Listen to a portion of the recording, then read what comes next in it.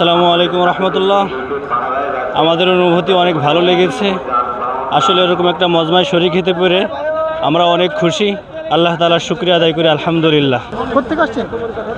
বাগেরহাট। এই যে এত মানে বৃদ্ধ বয়সে আপনি এখানে আসলেন, আসলে কেন, কি উদ্দেশ্যে, মানে কাকে খুশি করার জন্য?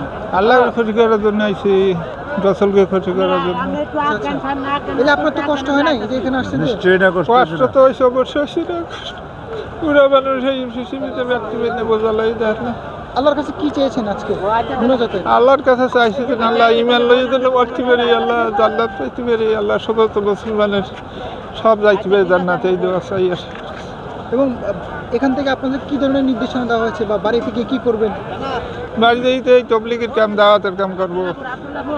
এই বুড়ো বয়সে এতগুলো সামানা নিয়ে আপনি আসছেন, এই যে কষ্ট হচ্ছে, এই কষ্টটা এর ফলাফল আল্লাহ দেবে। এই বিশেষ সময় আছি আল্লাহর কাছে একটু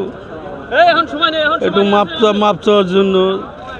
আমরা যে গুনাহগুলো করছি এই গুনাহগুলো মাপ চাওয়ার জন্য আর কি, এই জন্য আসছি।